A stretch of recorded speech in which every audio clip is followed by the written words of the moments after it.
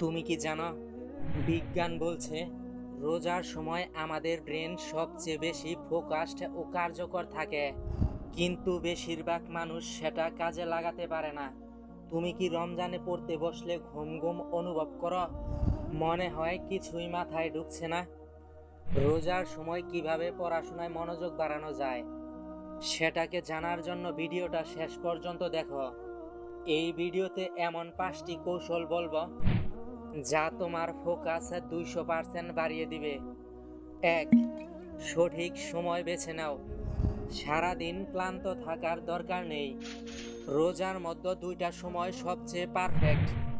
ফজরের পর, সেহরির পরে 1 থেকে 2 ঘন্টা।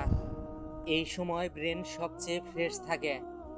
আসর থেকে মাগরিবের আগের সময়, হালকা বিশ্রামের পর এই সময় মনোযোগ ভালো থাকে। 2. স্মার্ট স্টাডি টেকনিক ব্যবহার করো।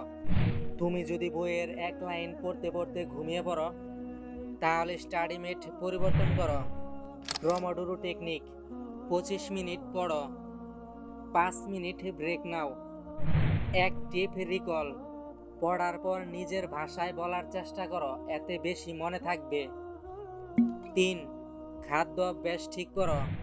সেহরিতে প্রোটিন ও ভালো ফ্যাট খাও। ডিম, বাদাম, কলা এগুলো মস্তিষ্কের শক্তি বাড়ায়। ইফতারে কম চিনি ও ক্যাফিন নাও, এগুলো শরীরকে দুর্বল করে দেয়। 4. অযথা সোশ্যাল মিডিয়া এড়িয়ে চলো।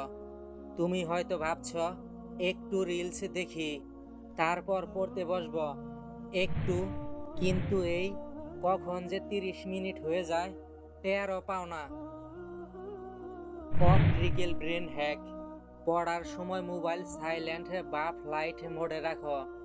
মোবাইল দূরে রাখলে ব্রেন আপনাকে স্বাভাবিকভাবেই ফোকাসড রাখবে। 5.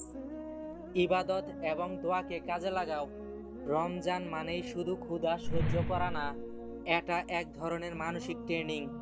পড়াশোনার আগে ছোট্ট একটা দোয়া করো, তোমার মনোযোগ আরো বাড়বে। আল্লাহর কাছে দোয়া করো যেন তিনি তোমার জ্ঞান বাড়ান। এই কৌশলগুলো তোমার পড়াশোনায় কাজে লাগবে। কমেন্টে জানাও। এই ভিডিও যদি তোমার ভালো লাগে তাহলে তোমার বন্ধুদের সঙ্গে শেয়ার করো।